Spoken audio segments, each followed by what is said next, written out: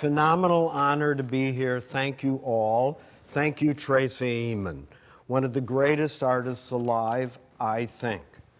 I am the worst interviewer in the world. As you can imagine from my idiot Instagram, I don't really listen to people until I start to listen. So I'm going to say a few things about Tracey, and then hopefully we'll have a conversation. I met Tracey, we're really actually meeting for the very first time, I think. But we've met on and off, but I saw you in bed. I met you in bed the very first time. Then I fell in love with her work. She was underneath a blanket, and I think it was called a retrospective or something. No, it was Hotel International, and it was like my CV. And it came about because Jay Joplin offered me a show, and all I used to do at that time was write. And I thought, oh, what can I do? How can I show him? How can I make some art? And I was in Geneva, and I bought a really big turquoise blue sheet, and I decided to sew my CV on this turquoise sheet. And this sheet suddenly then became a blanket made out of my old clothes and everything. This was in 1993. And then it became Hotel International. And then it became my blanket. And that's what came to New York with me. And it was quite extraordinary. I remember it had your birth date on it, I believe. It had the word Margate on it, I believe. No? Yeah, well, basically it had the names, the addresses of everywhere I'd sort of lived, and little things that I'd done. And it was because at that time I felt that my art career actually had no importance whatsoever. It was never going to have any importance. And I'd had a show at Jay's, and I called it my major retrospective because I thought it was the only exhibition I was ever going to have. And it was compiled of images of all the work I'd ever made, tiny little images printed on photographs and then made into badges and sewn onto the last piece of canvas I'd ever had to make a painting on. So I knew about all this sentimentality to do with it, but nobody else did. And then I had all my diaries that I showed, memorabilia, family things, and it was weird. It was in 1993.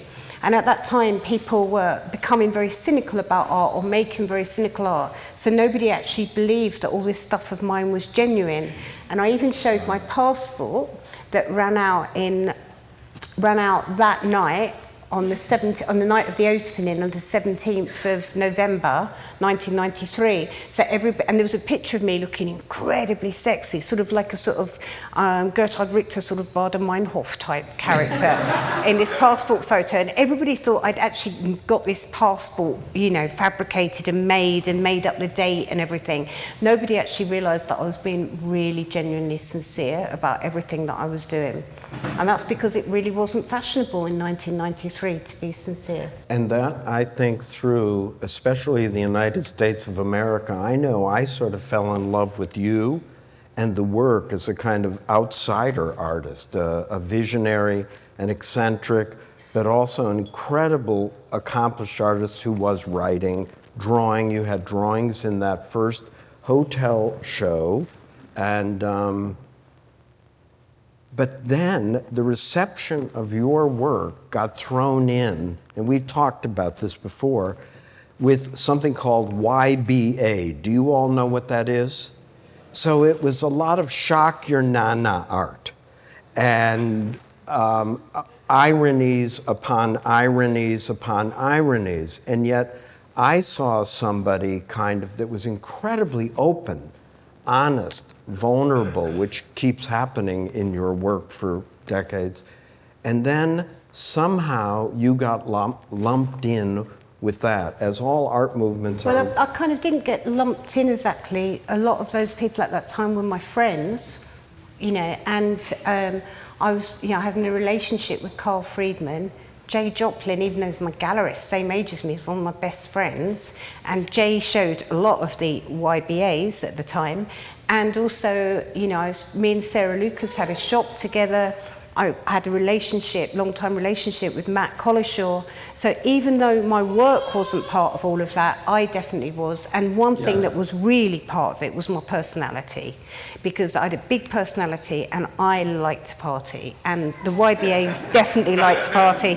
And unfortunately, that is internationally what we got a reputation for, not actually our work. So, you know, like when we went into town, we kind of really did make a mess of things. And at the moment on TV in Britain, there's just, well, you might have seen it, I don't know if you've seen it, but there's a 3-part documentary series on sensation. And it's like the history of the 90s, early 80s, 90s, early 2000s, and the Sensation Show. And I watched this a couple of weeks ago with some international friends of mine in my house. We're sitting there watching it, watched the 3 episodes together. And afterwards, they said, well, what did you think of that? And I said, oh, fucking hell. I said, no wonder nobody took us seriously. It was just like, I just couldn't believe it. I just thinking, is this what we were promoting and selling out into the world? You know, I always get upset because I have 0 career in America, but then looking at what the perception of me in the 90s, I'm not surprised, you know. Oh look, here comes the party drunk girl in the cowboy boots, you know. It's like, and I think, unfortunately, it didn't matter how hard you actually worked in private, the public persona was a lot bigger, and especially for me, so. It was astonishing. And what do you think, that's what I was trying to build up to, that happened, especially in the United States, with the reception of your work? Well, there's 2 things, actually. I think because I drank so much as well, and America isn't, if you as far as drinking is concerned, if you drink, you do it in private. I do everything in the open. I hide nothing. So I had this sort of like, it looked like I didn't care less, it looked like I didn't give a fuck, and I'm quite mouthy and I had like an attitude. And, you know, like in LA, I almost get arrested just for walking down the road kind of thing. And I haven't got what it takes, this is really genuine and sincere, to be what it is to be a successful artist in America. I haven't got those kind of balls, and I don't want them. They're too macho, they're too big, they're too baggy. They drag on the floor when you walk, right? My balls are up here on my chest, close to my heart, you know? And there's just certain ways of being that I just couldn't do it. I just couldn't hack it. I couldn't do it.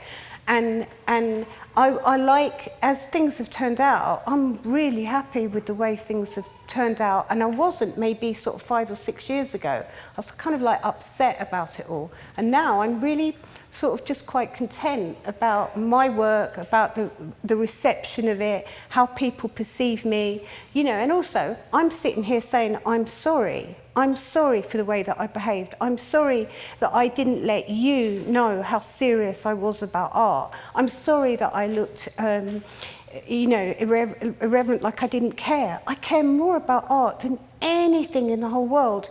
And maybe it's because of that I was hiding it from everybody, because I was scared of being, you know, like, I was scared of being rejected. So I rejected all of you first, all of America first. I pushed you all away, it all away. And really, America, in terms of modern art and contemporary art, whether us little Brits like it or not, it is the epicenter of the world, you know, and it has been for the last 60 or 70 years. So if you fail within that arena, you really feel like you're a failure. And I've always said that I was like one of those pop stars, you know, that didn't make it across the pond. So At the same time, you and that crew basically what I call de-islandized England and put it on the map. I mean, I think that at that time you had all of the YBA artists. Should we name some so you all know their names? Damien Hirst, Chris O'Feely got lumped into that. Everybody got put in. Peter Doig, Gillian Waring, Sarah Lucas, the Chapmans, we could go on. Frieze magazine started, and a little thing we like to call the Tate Gallery grew into this mega thing. And for whatever reasons, you guys changed the international map of what Great Britain was and made it part of the whole art world. Do you sense that back then? Yeah, definitely. And I think, historically, it will be you've got these different movements with art. There will be this little blip in the 90s and early 2000s, which was Britain. You've got Paris back in, 1910, or Vienna 1910 or whatever, and you can see, and there'll be this tiny blip for us. But what I'm interested in is not the blip. I'm interested in the mountain, Jerry, because that's where I'm going. You are. Yeah. You are going to the mountain. And that's what I fell in love with your work, and then fell in love with it when I saw a painting in the early 2000s, and it was a painting of a woman, a figurative painting, and I felt like I was hearing thoughts I shouldn't hear about what women think, feel, go through. I'm seeing it much more in art these days, and I was astonished at it. And then I was shocked that the same artists, male artists that do that, were lauded, right, for their feelings, emotions, pains, struggles, solitudes. And yet I don't think any artist that's ever lived, possibly a famous artist, has ever gotten more negative criticism for doing the same thing. Yeah, well, I think things have changed a lot for me now, thanks to the Me Too movement and people having much louder voices, whether it's, it doesn't matter what the movement is, it's people actually being given a voice within society now, whereas 20 years ago people didn't. And a lot of my work was not about me. It was about women like me. It was people of my class and background. It was people of mixed race like me. It was people who had suffered poverty as a child like me. It was people who had been raped like me. It was people who had had 2 abortions and one that went terribly, terribly wrong. It was people like me who had been sexually abused as a child. It was people like me who had been sexually, not abused, but I had loads of teenage sex when I was like a teenager, 13, 14, 15. And all of those people like me happened to be women. Mm-hmm. Not men, but women. And I was making work about this stuff, and they go, oh my God, she's making work about abortion again. She's moaning on about abortion. Oh God, she's going on about rape again. Yeah, too fucking right I'm going on about rape, because a girl shouldn't be raped when she's 13. Mm-hmm.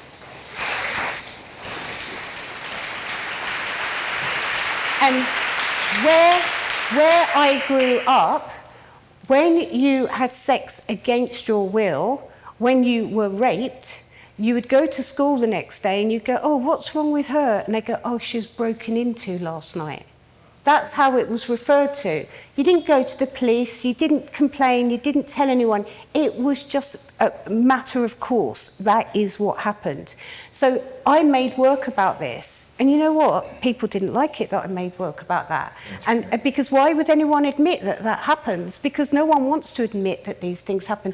Nobody wants to admit that an 8-year-old gets sexually abused either. Nobody wants to confront that. Nobody wants to think about those things. I make work about those things. I continue to make work about those things. The world is just catching up with me. True.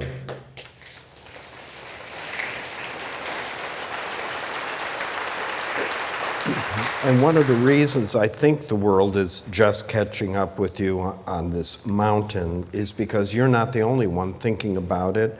Everyone else was thinking about it too.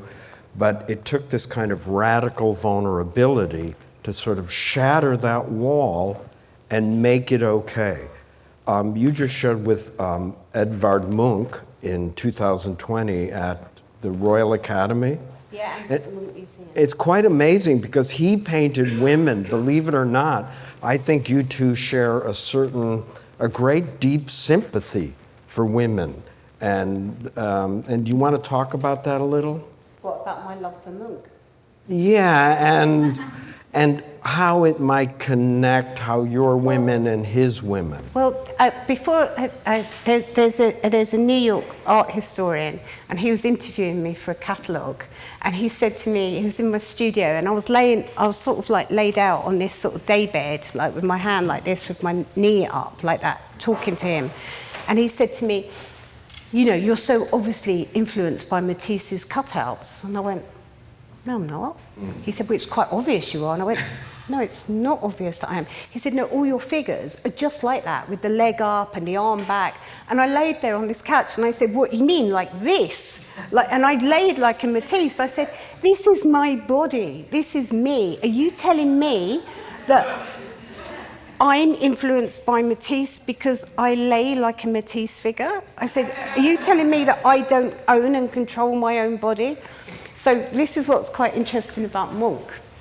Munch put himself in the picture. Munch wasn't just painting women. Munch put his own emotions and his own guilt, his own failures, and his own admissions of everything into that work.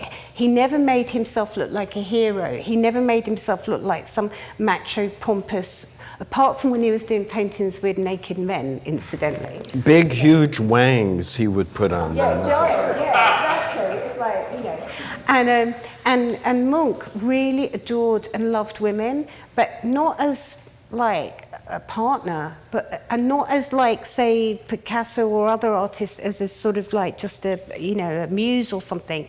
He liked them as a kind of emotional springboard.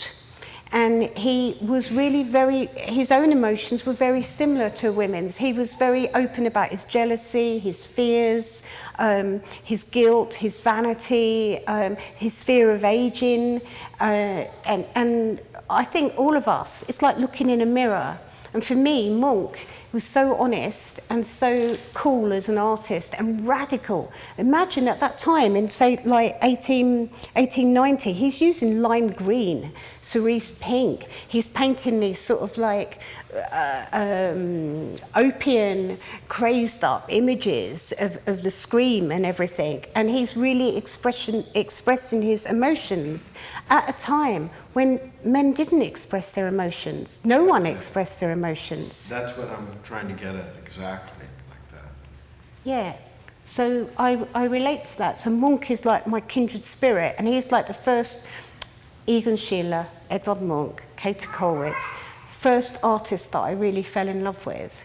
So, because previously to that, the first artist I was probably aware of, at school we had to do 2 living artists, and we had Roy Lichtenstein and Andy Warhol. So imagine that, they were alive when I was at school doing art when I was about 13 or something. And so that's what I thought art was, which is kind of cool in a way. But then when I discovered Egon Schiele and Edvard Munch, that was my art. They were my friends. And to then turn back the clock to that moment, but furthermore, backwards, when do you think you knew you were an artist? Was there an event? Was there a thing? Because you seem really an artist to the core, sort of an unstoppable force of artists. I've never done anything else, nothing at all. I had a couple of part-time jobs. I was a cloakroom attendant at Gaz's Rockin' Blues when I was at Royal College of Art. And I always used to turn up late, and they used to say to me, "You're late." I'd say, "You're lucky," because I'm here. It's like, I was so broke in the 90s. To me, money never mattered. None of those things mattered. All that mattered to me was that I was an artist. So I never took any sort of part. I'll tell you what, I did have a job. I was a youth tutor for Southwark Council, teaching art to latchkey kids. That's the only thing I've ever done, which is still art. And I never wanted to do anything else. I left school at 13 with no qualifications. I got into my degree when I was 20, which is quite late, but I never looked back. I just loved every single moment of it. And I think because I didn't really go to school, and I'm not stupid, I just didn't learn anything academically. I had this big void in my mind, this big, chasm of space that could just take in as much art as I wanted and as much visual interest as I needed. And then when I actually left art school, my MA from the Royal College of Art, I then went and did a 2-year part-time course in philosophy. Wow. So, and then I loved the philosophy. It was like I just loved it. It was just brilliant. It was like, because my brain hadn't been filled up with loads of shit from school, I had all this room to take in whatever I wanted. And about your studio practice now, I follow you and love following you on Instagram, and I see you have a lot of different places that you built and that you work in a lot of space. I just posted today on Instagram where you jumped in. I talked about keeping work around a long time to see how it's doing, see which ones are misbehaving, which are naughty, which you were too comfortable with making, and then maybe having the inspiration and the nerve to change. What is your studio practice like around the room in your studio? Well, I've got, as you said, I've got different studios. I've got a studio in London, my studio in Margate, and I've got a studio in France. But I haven't been to France for a long time because I've been so ill. But my studio in Margate is really big. It's about, I don't know, it's pretty big. It's not as big as this room. I can't really tell, but it's getting here, around this size. And I have these giant canvases all the way around, and it's really spacious and the most amazing light. And then my studio in London is much smaller, and it's this like sort of room that was built in about 1900, and it's got a skylight and everything. And one I've got loads of space in, and loads of room to move and move the giant paintings, and the other one I don't have any room. And so I'm constricted and I'm open, but I still have do this terrible thing. I can do a really good painting and it's really perfect, and then I come in and look at it and go, or I go to bed and I think, oh, I've got to change that bit, I've got to change that bit. And I change it, and then once I start moving it around, I completely destroy it. And then I end up, as I said in your Instagram today, I'll paint over it as it's going out the door to be hung. And then Harry, who works with me, when we're working in France together, I've got this tiny studio in France. When I used to drink a lot, Harry would be just sort of like maybe taking a photo of it because the painting's so good and it's so finished, and he'd just turn his back, and as he turned his back, I would have gone just completely covered it. And it's this sort of thing. I can do like what I call a very good Tracey painting, and I know someone's going to want it and hang it on their wall, but I don't want it, and I don't want to hang it on my wall. No. I can do a really bad, crappy, shitty, crazy, mad Tracey painting, and no one will want it on their wall, but I want it because it's the most interesting thing that I've done for years, and it's made me think, and it's made me question everything. It's made something spark from my childhood, or it scared me. The other day I did a painting that scared me because there was these dead people in it. Me and Harry could see the dead people, and it was like, fucking hell, they've come back. You know, it's like, no. Yeah, and so I always say about painting, you don't go to a fortune teller to hear something you already know. You go to a fortune teller for them to tell you something you don't know. When I paint, I don't want to paint something I know. I want the painting to tell me something I don't know.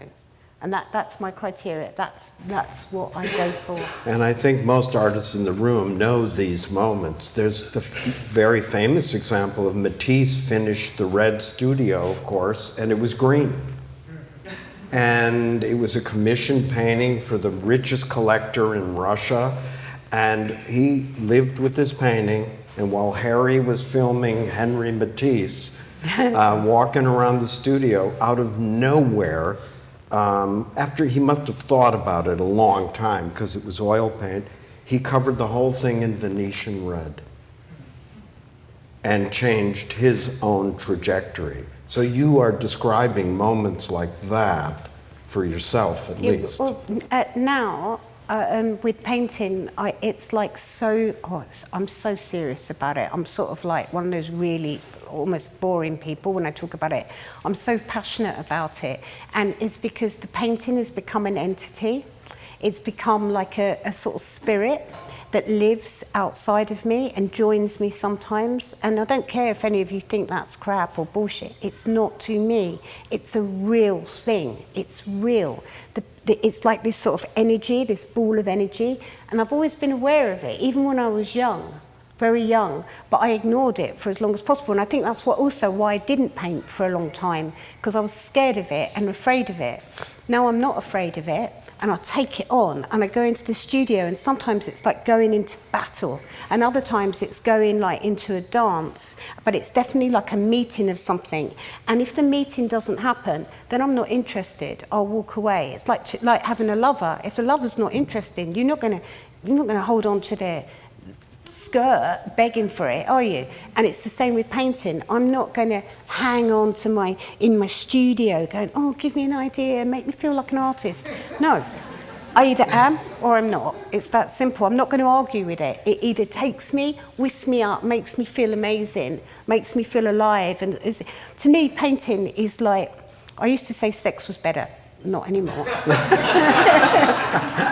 Well, for the first 50,000 years of art, that's what art was. It was art was something that did something, made you pregnant, stopped you from getting pregnant, cast spells, killed people, protected armies, raised gods, that was destroyed. And then in the last 200 years, we've kind of lost touch with the nerve to be able to be that open that art could do something. No, because in my studio, it's like what you it was the former of what you just said. It raises armies, it raises the dead. You know, like in my studio when I'm painting, it's like a whirlwind. It's like a. Should I tell him about the window? Yeah, tell us about the window. Okay. So Harry works in the studio with me. I have one person who works with me. Harry's not my assistant, he works with me. He's worked with me since he was 18. He knows more about my work than any living person. Harry and I work fantastically together in the studio, but because I've been so ill and so weak for a long time, I haven't been able to work up to par. This summer in Margate, I've been swimming every day in the sea against the tide for like 1 hour to build up my muscles so I could paint again and everything. So me and Harry are in the studio and it is such a good atmosphere. Leonard Cohen's singing away, the cats are walking around, and I've finished a really, really good painting. I've got 3 others on the go. Harry goes, it's very late, it's about 11:15. Harry goes and makes me a pot of tea. I'm sitting there drinking the tea, and he says to me, "Are you going to do any more?" And I said, "Yep." And I jumped up, and he had a big smile, and Harry had been mixing this amazing red colour for me, really fat, and we were going, my God, it's just like blood. My God, it looks just like blood. And I'd been painting with it. And also as I've been painting, I'd been sweeping, it's a really giant canvas, sweeping low on the ground. And as I was painting like this, I was thinking, this is amazing. It doesn't even feel like I ever had cancer. This feels like the first time, this feels so good. And I said to Harry, do you know what? It feels like I never had cancer. I feel so happy. And every time I say that, something terrible happens.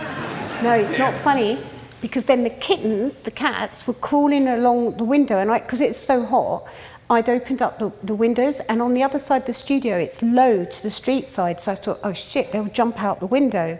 So I closed the windows, and then it was really hot, so I said to Harry, oh, we have to open the windows. So Harry went and got the hook to unhook these top windows. Remember, we'd just been mixing up all this blood colour and everything and whatever. And as Harry unhooked the window, the whole crystal window came out like this and just fell and hit him on the head. And then there was just this blood just went everywhere, all over his head. And it was like a horror film. Wow. It was unbelievable. There was blood everywhere. And I thought Harry was going to die right in front of me. Anyway, he didn't. He's here. But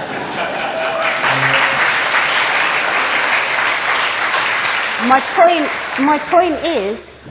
point here is the atmosphere in the studio. If you talk about waking up the army of the dead, you know, Beelzebub and all of that gang, everything was coming to fruition, coming up into the room. You could feel it, couldn't you, Harry? It was all happening in this room.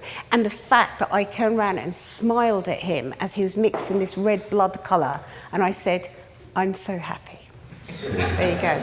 So I really... It's what paintings do. Yeah, no, I really do believe there's this sort of like energy, this sort of like psychic kind of strange energy. And also, I always paint on the full moon. So like a banshee, like a crazy banshee. And there must be women in the room that know what I'm talking about with the full moon. If you get your period on a full moon, you are the banshee. See, everybody's doing this. Yeah, and your energy, your psychic energy and your creative energy is like beyond. It's amazing. So I make the most of those moments. Yeah. You've talked about your illness. I think in 2020, around the time of COVID, I remember hearing or seeing or reading that you were diagnosed with some cancer. No, it wasn't. I'll tell you what it was. I remember What the exactly. hell? I don't know. I remember exactly what it was. You wrote about, so who had, you said something like on your Instagram, who woke up from COVID and felt like they'd experienced something completely different, something like that. Sounds like me. Yeah, and I said, yeah, well, I woke up with full-blown cancer. That was it. Yeah. He goes, what? Yeah. That's an announcement. And when was that? That was in 2020. And then we started DMing like crazy, because even though you have this amazing dream life, it turns out that you're awake a lot during the middle of the night when the US is still awake.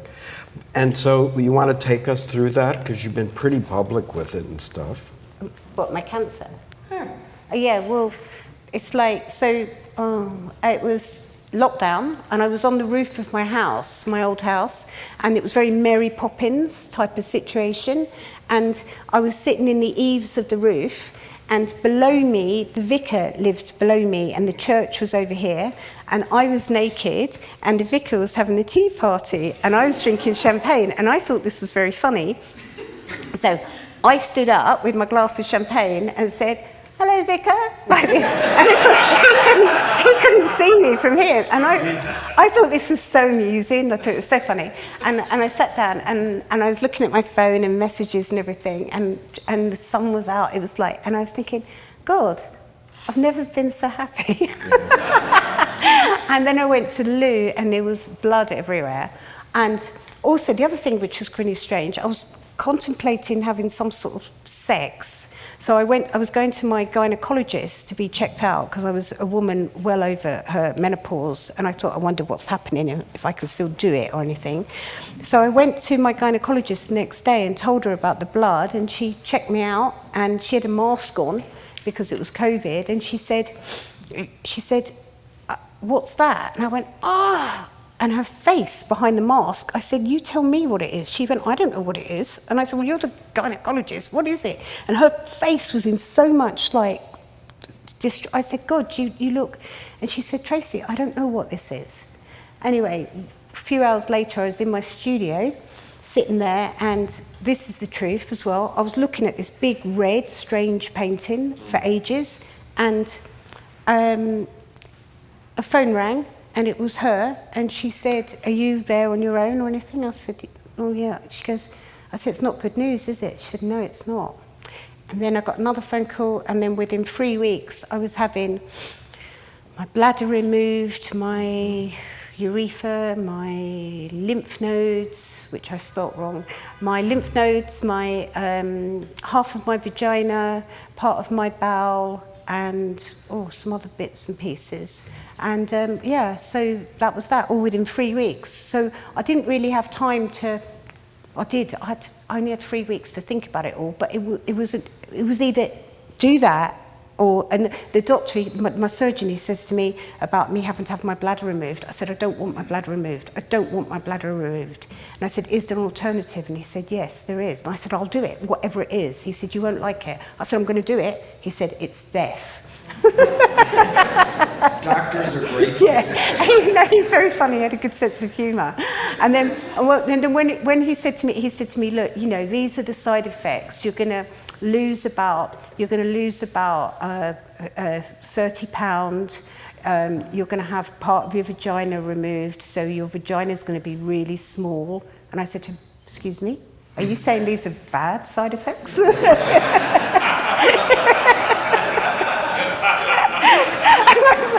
My friend who was with me, Cecily, she's going, no, it's not funny, it's not funny. And then my favourite thing, there had to be another surgeon that comes in to give me a second opinion by law. I have to have a second opinion. And so he goes, "Right, are you okay?" Ask me all the questions. I go, yeah. I mean, this is major surgery, right? Really big stuff. So I go, yeah. I'm fine, okay. He said, "Are you sure you've got no questions?" And I went, "Yeah, I have got one question." He goes, "What is it?" I said, "Can I get a dog?" And he said, "Pardon?" And I said, can I get a dog? And he said, why are you asking that? And I said, because I'd like to get a dog. And he said, why? And I said, just tell me, can I get one? And I said, I want to get a puppy, a King Charles Spaniel. He said, no, you can't get a puppy. And I said, oh, well, can I get an older dog? He said, no, you can't. I said, can I get a rescue dog? He said, no. I said, can I get a really, really old rescue dog? And he said, no. And then when he left, my surgeon said to me, you're so clever. And I said, there's a really good chance that I'm going to die. And he said, yep, there is. There's more chance of you dying than living. And because if they'd have said, yeah, of course you can get a dog, of course you can get a puppy, but they didn't. They said no. So I knew. So basically, I knew that I had probably had 6 months to live. So when you're faced with that, you all kind of fantasize about this. That will show them. He shouldn't have been bad to me, should he? You know, you have all this kind of stuff. But when you're really faced with it and you have to think, what are you going to do in the next 6 months? Life really changes dramatically. And apart from the vagina and the bladder business, which is a bit annoying, the cancer thing is one of the best things that's ever happened to me, because it was like the biggest kick up the backside that anybody can ever have. And I always think it must have been like, I'm not comparing myself to Warhol, but when Andy Warhol was shot, you know, afterwards he came out of hospital and there was no messing around after that. He got a desk, he got a suit, he cleaned his whole act, everything, you know, and he just become really so focused. And it's a bit like me since the cancer. It's just like I'm so focused now. I stopped drinking completely, and loads of things in my life are so different, you know. I don't try to cram 20 million things in a day. I do the one thing that I'm really looking forward to with who I want to do it with. Tonight is Jerry and all of you. So today I did nothing, just rested. And my wife and I have been through cancer stuff, and this is stuff we talked about, of working through it, that work was really all there is, and you had shared that with me. Did you find that to be the case for you? Sorry? That you worked through cancer, no matter what, as much as you could, and... Well, actually, I did. I worked right up until the surgery, and then after the surgery, it was impossible. I couldn't even pour a teapot. I couldn't carry anything. I couldn't walk. I was sick, about 6 months in bed, really. And the other thing is I didn't tell anyone. People only knew about it. Only on my Instagram. Yeah, no, but no one, you picked up on it, but other people didn't. And only... I read every fucking comment. Yeah. And when people found out was when I was doing my Monk show at the Royal Academy, and I was doing an interview with the Sunday Times, and the journalist came to see me, and she came to my house, and I was in bed, and she came upstairs, and she said, like it was about midday or something, and I was in bed, and she said, oh, late night was it? And I said, no, cancer. And it was like a moment that I've always been waiting for, because everyone just presumes I've got a hangover or something, and I was like, yes, no, I haven't. Yes. And so this journalist then suddenly looked and went, oh my God. And so we talked about that, and then so when she wrote her supposed thing preview of my show with Monk, a lot of it was about, and I ended, you know, of course, I was front page and everything. Then I was all across the news. I was on the news at 10. I was on the world news, everything. And I was thinking, my God, imagine what would have happened if I died. I'm like, wow, I've just been ill and this is happening. So in Britain, which is, if anyone's British here, you know, in Britain, it's really weird. It's not even like I'm an artist. It's like I'm a sort of mascot, like a national treasure of sorts. It's a really different situation to how it is in America.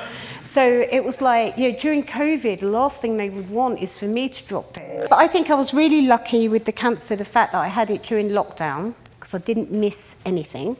And then the other thing is no one missed me, because everybody was missing each other. So in a way, it's like I could be really ill and nearly die in private and then come back to life in public. So...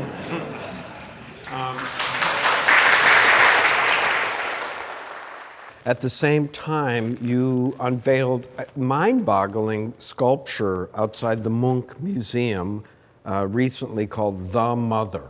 And I actually think it's about the best permanent public sculpture made in this century. And it's an enormous female figure. And you want to take it from there? Yeah, it's a 9 meter high bronze, and it's of my mum-ish. It's like everyone's mum. Anyway, so I got asked to, I didn't get asked, I got asked to present an idea for this competition, and I never enter competitions, but because it was in Edvard Munch, by the Edvard Munch Museum, I thought, I'll be stupid if I don't do it. So I sent off this maquette of this mother figure that I'd made, and I got the commission to do it. And it's a 9 meter high sculpture. And how big are meters for the Americans in the room? 27 feet. How many?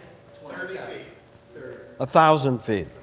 Yeah. No, sorry, 30 feet high. And she's got really big, her legs are open, and there's a beautiful garden in between, and she's a really old figure of an old woman. And I wanted it because I wanted someone to take care of Munch. And also, when the big liners come in and ships on the field, the mother, you can see the mother from planes as well when planes go over. And it's a very, very feminine thing. It's brutally feminine actually. So it's kind of a rare thing to have that. And there's really great, on my Instagram, there's really great footage of it being carried across the field and then put into place. It was spectacular actually. It's a pretty big deal for me. It seemed very loving, very nurturing, very not terrifying, things that people wanted to write about it or mentioned. It's very embracing, like this great mother. Yeah, well also it is a mother, and the people that were nasty about it, well, because she doesn't look attractive and she's old. And I said, well, isn't your mum going to get old? Isn't your wife going to get old? Your sister, your lover, your daughter? Women get old. Everywhere you see, this is not some sort of feminist sort of rhetoric at the moment, but you see so many images of old men that we have to respect, the father figures of society, but you never see women, and you never see primal, the woman. And the thing about the mother is she is all female, all mother, an older mother, this woman that takes care of everybody and everything. And I thought that was kind of worthy of being a 9 meter, 30-foot high sculpture. Amen.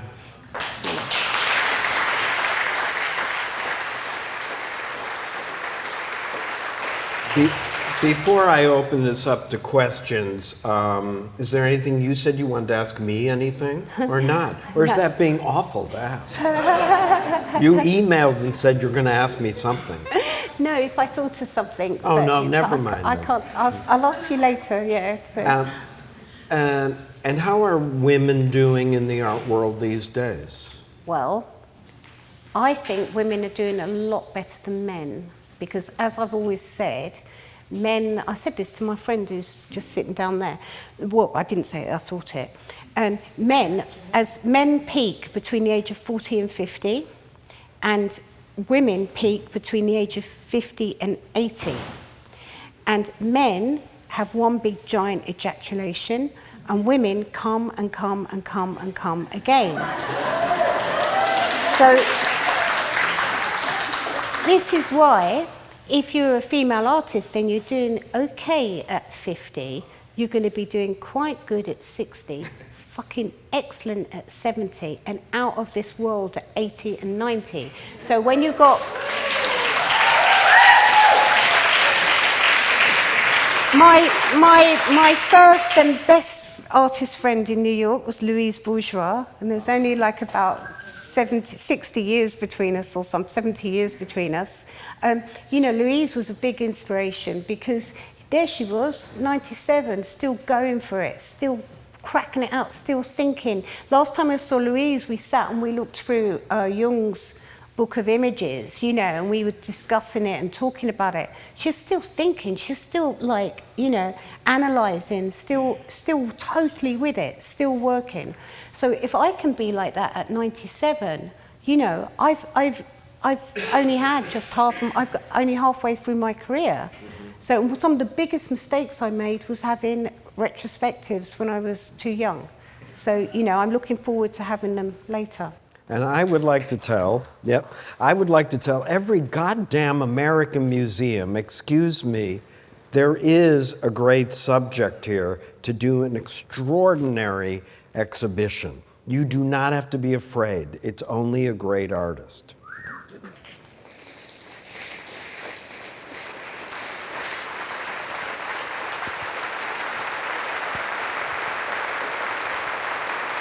So, unless there's other things you'd like to tell our audience, maybe we should let people ask questions. Somebody gave us free French fries up here if you want any. And somebody else gave us a painting that's down there. And is the microphone already in somebody's face? I was stalling. And one point about questions, people. Do not get up and make a goddamn statement. Especially men. No men can do that. And just ask a quick question and we'll give a quick answer. Who's got one? Good, go. Question. What was your favorite memory at the shop with Sarah? What was your favorite memory at the shop in around 93, 45 or something with Sarah Lucas, a great enabler? In the best sense, the best kind. I think with Sarah, I think the best memory was closing the shop. And it was my birthday, and we sent out an invitation saying 30, just about old enough to do what she fucking likes, party. That was the title of it. And we said we wanted to go out like rock stars. And we had these two women from Zeiss Beer, and Zeiss Beer was champagne and cider together in a bottle, and they were from Essex, and they'd come with these sashes, and they'd come to sell their beer, but they ended up staying all night and selling our stuff from the shop, which was quite funny. And me and Sarah had the Zeiss Beer things on, and there was just the most fantastic party. Gilbert and George, Jay, like everybody came, and it was the end of the shop. And I think that was probably one of my best memories of the shop, the end of it, definitely. Jay Jopling, the great British gallerist, is there. Do you have a question or a statement? No, ask a question. Just get up. You went to Eton. You can do this. I think the best thing that you've said all night, Jerry, is that this artist, Tracey Emin, needs a museum show. Do you know why they...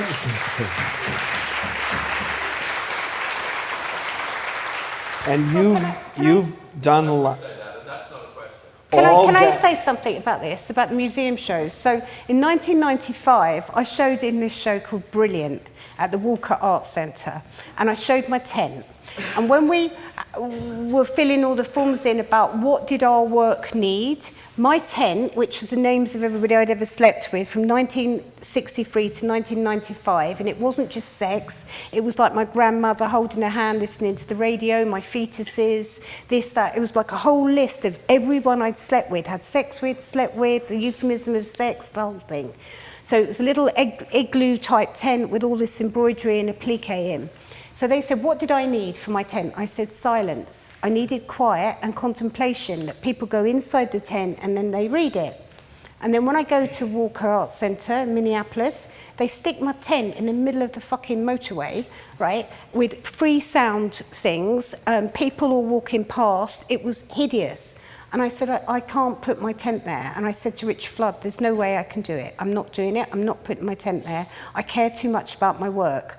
So he said, well, where do you think you're going to put it? And I said, well, there's a big space up there. I want to put it up there. And Richard Flood said to me, you don't understand. This exhibition is like a house. It's like a home. He said, up there is the grand suite, the grand living room. There is the hearth, the kitchen. He said, and we think you'll be really good in the hallway where people come in. I'm so sorry. And I said, oh, you do you? And I got my tent like this, and I got it, and my tent was one of these tents that it could go boing, it sort of squeezed in, it was on these plastic things. And he said to me, where are you going, where are you going? And I left the building, and I pulled it down the escalator, and the tent went boing. And as I walked down the escalator like that, it just went poof behind me. He said, "Where are you going?" And I said, "To my hotel." He said, "You can't take that tent out of this building." I said, "Why not?" He said, "Because it's insured." And I went, "No, it's not, because I carried it here on the plane," which I had done. And the whole thing was just horrific. And then Richard Flood, in front of a lot of people, really shouted at me and made me feel really embarrassed. And his actual words were, "With your attitude, you'll never show in a museum in America again." And I said to him, "With your attitude, I don't fucking want to."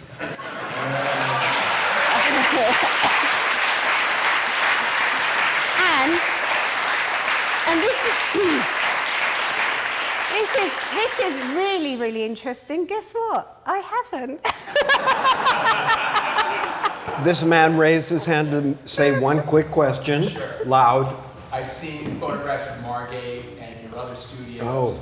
You are obviously a prolific and very good builder and restoration person. How does that fit? How do those tasks fit into your life on a day-to-day basis? And can you tell us about the school, the residency in Margate, which is extraordinary? I'll talk about the property first. So when I was little, so my mum was a gypsy. My mum's family were all gypsies. And so we've always done seances and palm reading and fortune telling. We always go to fortune tellers and things. And my mum, when I was little, took me to a fortune teller. And the fortune teller said, she was a psychometrist. And a psychometrist, you give them your ring or keys and they tell you.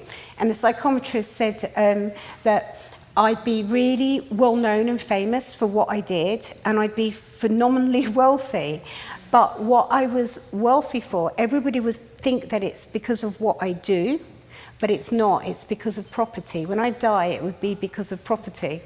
And at that time, I was about 8, and we were really, really poor. I mean, unbelievably poor. It just seemed crazy. But my mum always reminded me of this.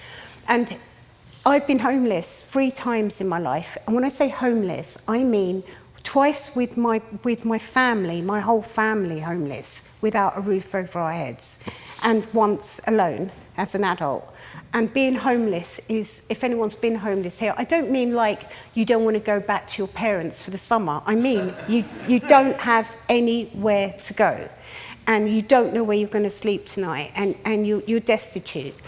I've been through that, and I've been through it as a child with my mum, and that is unbelievable, that feeling of, and so as an adult, one thing that's always scared me was being homeless. And so all the time with art, I saved money, and I bought my first house in 2000. At the same time that everybody was doing coke, I was paying my mortgage basically, and I just accumulated houses, property by being, I don't know, because, and also I'm like frugal, and I'm not gauche or flash or anything like that, and I'm just always saving and diligent, and I've somehow accumulated a massive like property portfolio because I love property, because I'm scared of being homeless, because I'm scared of my friends being homeless. I bought homes and houses for my friends too. It's not just me. I've helped people, different things. But now I'm really, really comfortable. I have everything that I need, but I still love property. So I've gone and bought a really big bathhouse, old bathhouse in Margate, and an old morgue. And I've turned it into artist studio complex and an art school, essentially, but it's Tracey Emin Artist Residency, tier.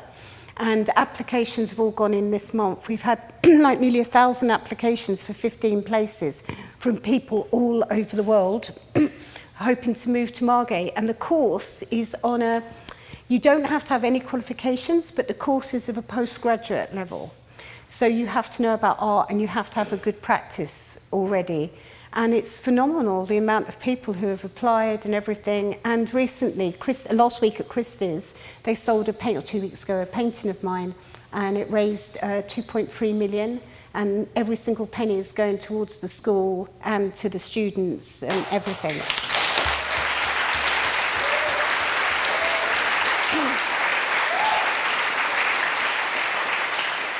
And can I just say, you know, I love property and I love art.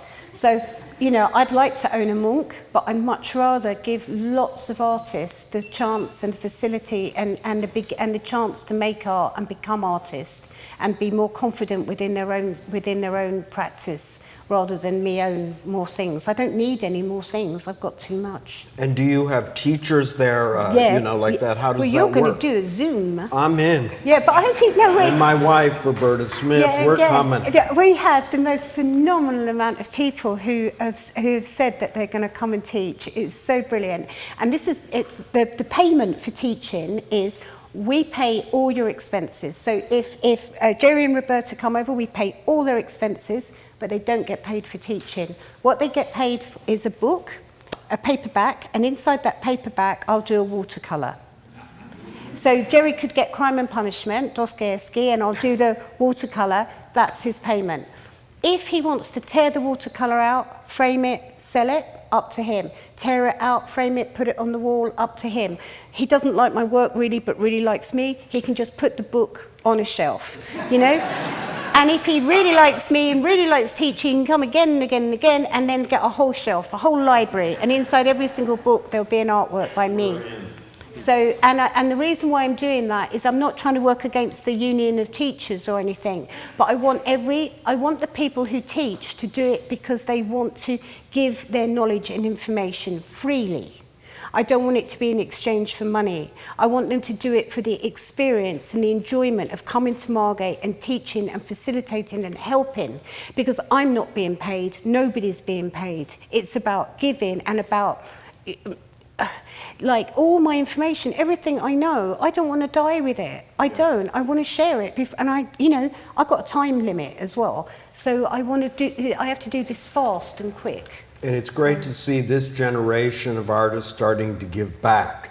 We skipped a couple of generations where artists used to give back, and it's happening much, much more. I saw this one woman, one question. I was going to say statement, but I am a rule follower. So Good. Me too. I would love to know your current inspiration. Current what? Inspiration. Your current inspiration. My current inspiration? I don't, no, not my cats, no. Like, my cats paint a lot with me. If anyone's seen on Instagram, my cats, I've recently just had a painting at Frieze and there's paw marks all over the painting. It's like, oh, there's some marks on it. Should we get, no, leave the paw marks. So my inspiration is my emotional feelings. So it's a cathartic response to how I feel and how I deal with things, definitely. And I'd be lying if I'd like to be really cool, but it's not. I wake up angry, I'll do angry painting. I wake up in love, I'll do a painting about love. I express myself through my work. So it's my emotions and my vulnerability. It still channels through my work. So this is quite good though. I'm always really lonely in New York, right? I have the most terrible time here. I'm never in New York without crying, ever, always in tears, right from the very beginning. 30 years of coming to New York, I've never stopped crying since I've been here. And I have an apartment in New York, and it's got a really brilliant sort of Edward Hopper sort of windows, views. And this view is really amazing and really beautiful. But while I was in my apartment this time, I thought I really should do some work about this view to loneliness and how I'm really feeling now, the difference. I don't know why, but I'm not feeling lonely, right? I don't know why. Maybe I'm in a room full of people, but who knows? But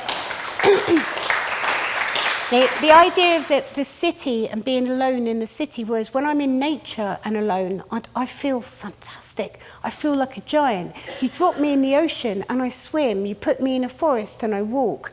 You put me in the city and I just feel so alone. So this is something which I want to work with and think about and wonder why. So, and I think being a woman, I'm nearly 60. I'm alone. I have no children. I have no family of my own or anything like this. It's a different way of living and experiencing life. And as I get older, I realise it's more complicated for myself. So that is an interesting thing to do with this view, looking out the window. Before, I've always done looking in, now I want to do looking out. So, One more. I saw this woman right there. A question and loud enough so folks can hear. I'm an architecture student here in New York, and I was just wondering, what is your perspective of architecture? of architecture. On architecture in general, or I didn't hear you. Of architecture generally? Yeah, okay, Architecture, what is your impression? well, my friend Celeste Chipperfield is sitting in the front row, and I'm very good friends with her father, David Chipperfield. If I had a daughter and I could wish for her to have a profession, it would be an architect. If I'd have been academic and academically brainy, I would have liked to have been an architect. I would have loved to design beautiful staircases. I would love to design towers and bridges. I would love to design bridges that spanned halfway across the ocean. I would have liked to have made beautiful tunnels. I would like to have made a world an easier, better place to view from, stand from, be. And I love buildings, I love architecture. I spend a lot of time with, it sounds almost like, has anyone read Sylvia Plath's diary, right? Okay, so you read the bell jar, then you read her diaries, and it's, oh mummy, I bought some Danvers tablecloths and I thought they were awfully nice. And you go, no, you're a hardcore suicidal person. What are you talking about there? And so it's like a bit like with me, you get me talking about like, you know, interior design, furniture, this, that, whatever. I love architecture, I love interiors, I love nest building, I love homes, I love properties, I love brick walls, I love, and as Jerry said, I'm a builder. I am a master builder, and I absolutely love everything about it. So there you go. I have my favourite architects, my favourite buildings, my favourite bridges, and I can bore people with it. So there you are. I don't know. Here's the bosses. What do we do now, boss? I'm going to say thank you very much. Look, she's had her hand up the whole time. If Tracy picks somebody, Yeah. we're going. And then we can do selfies later, but just don't touch us, okay? With the COVID thing. A little clammy. Okay. Tracey, thank you for your sincerity and your courage and your wisdom. You mentioned the mountain. You don't want to talk about the blip. You're focused on the mountain. What does the peak of the mountain look like to you? And what is the course to chart to get there in your eyes? Well, when I was 13, I was a really good cross-country runner. So I could easily run 5 miles, 4 miles. I could just run in any weather, hot, cold, or whatever. And then when we got back to the school gates, you had to sprint around the school field twice, and I could just run really fast at the end. And I'd always come in with a really good time. And I see my art career, my life a lot like that. I think that I've just been slowly jogging along like that. And now I'm coming to the end, and I'm coming to the school gates, and now I've got to really sprint and go really hard. So that last bit of the ascent on the mountain, I'm just looking forward to being able to just fly off at the end, because I'm going to be really knackered. But I'm so excited about what I've got ahead of me and where I'm going and how the view is going to be. And I never thought I was going to feel like that, not because I nearly died, but because I wanted to die. And now I don't. And that's one brilliant thing. When you've been really seriously ill or you've had cancer like that, and you come out the other side, you really don't fuck around anymore, ever. So there you are.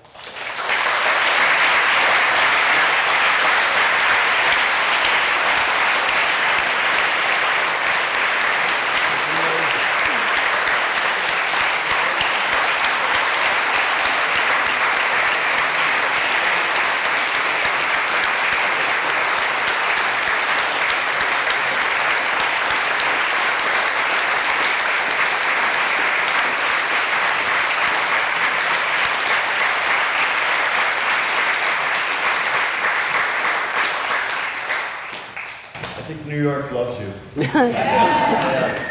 I wanted to say, first of all, when we organized this, I started getting thousands of emails from people who couldn't be here, so, and they kept saying, "Can you stream it? Can you record it? Whatever." So I want to thank Isabella Debchik and her Clique, which is an amazing artist platform. Yeah, thank you. It will be on YouTube and available and everything, thanks to you. We don't usually have that, professional ability, so it's great. And the other thing that was so funny is we really had to convince Dr. Saltz to do this because he was so kind of, stage fright, and he said he was the worst interviewer, and he talked too much, and it would never happen, and he couldn't do it right, but we kept asking him and asking him and asking him, and we had to have Tracey come up with a whole list of questions that she was going to ask. But I didn't ask them. Yeah. So he, I think he's a natural, actually. I think he's Brilliant.